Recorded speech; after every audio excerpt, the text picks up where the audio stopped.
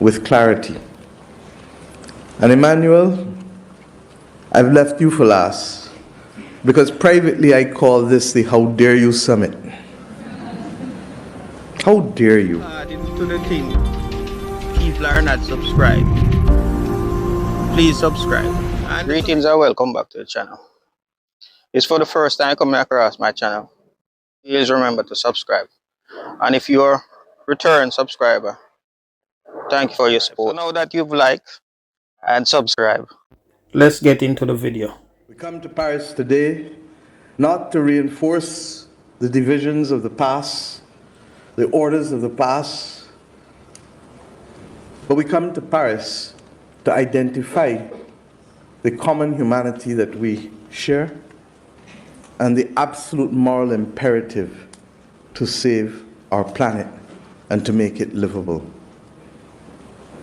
We don't need a lot more words today.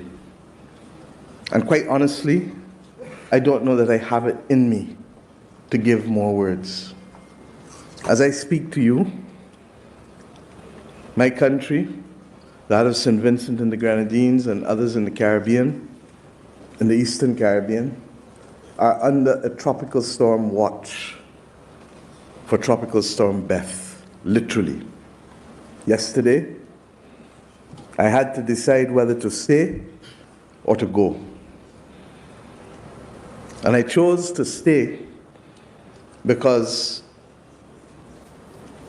it is important that we move to action. Behind Tropical Storm Beth is another system. And hence, this is our new reality. We have heard this morning from Vanessa. We've heard from the economists. We've heard from the president of Niger.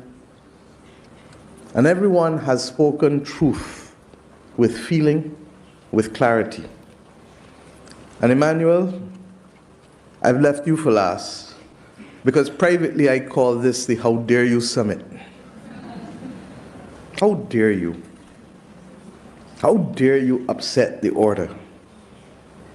How dare you step out of your crease and summon us all to this inflection moment that will determine whether we will have the capacity and the will to bring pace and scope to the problem.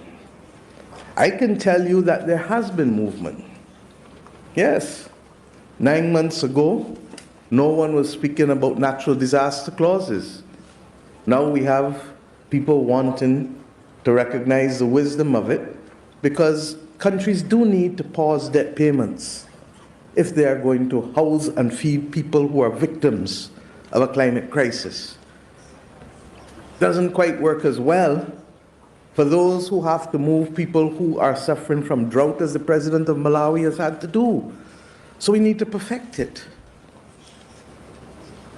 9 months ago, no one was talking about multilateral development bank reform at scale. And Ajay, the World Bank was not as forceful in its commitment to the crisis of climate as it is now. And we wish you all the best, because in your hands lies the need for pace and scope. 9 months ago, we were not prepared to discuss issues of debt.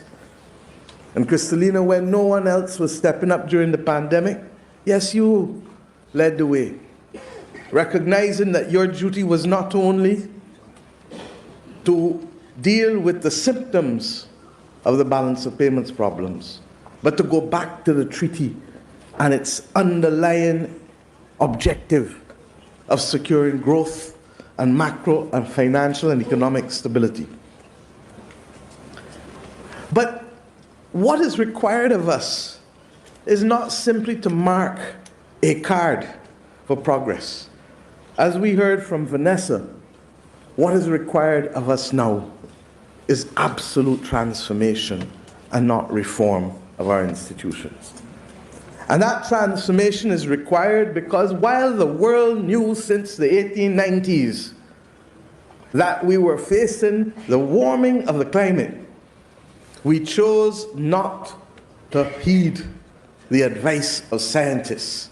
And that which could have been done in more than a century is now being reduced to be done in less than a decade. And Secretary General, my heart bleeds for you, because yours has been almost that constant voice in the wilderness. But I say to you that it has not been in vain. As you heard from President Macron this morning, there is now the beginning of the understanding that poverty and climate cannot be separated. That education and climate cannot be separated.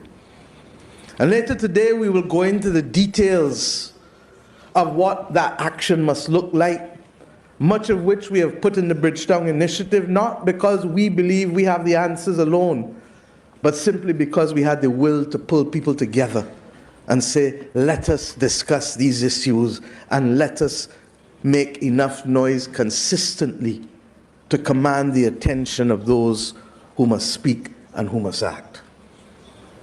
I ask us today not to leave Paris without understanding that the bolstering of the political ambition that is required must secure transformation and not reform.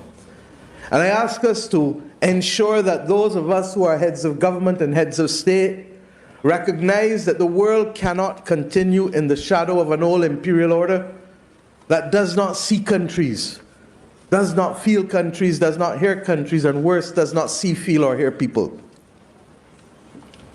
I ask us today to recognize that we cannot come to Paris but let our directors go back to the IMF or the World Bank and it be business as usual. They do not act in their own interests. They act on behalf of our sovereign states. And that is why we speak not only to the need for money, we speak to the need for the reform of the governance systems. Because when these institutions were founded, our countries did not exist. And we speak for a complete transformation of securing the sources of capital, as unpopular as it might be to voice it. We do not ask for the bankruptcy of private companies. That's not our wish. But we do ask for everybody to share the burden so that we can share the bounty. And it therefore means that simply relying and holding only governments accountable has run its course. And what is necessary now is for us to bring to the table also multinational corporations whose balance sheets dwarf more than 2/3 of the world's states. That is the world we have created out of the last century. And if we don't recognize that they cannot be left out of the equation, I'm coming. If they don't recognize that they cannot be left out of the equation, then we have no desire to solve the problem. And we thank philanthropy for what they do, but it can't only be what they like. It has to be what the world needs. And I hope that we leave Paris, therefore, not only secure in our determination to protect the planet, to protect the biodiversity, to protect people, but to recognize that if we do not act today at scale, with pace, we will not be able to get there in time to save more people.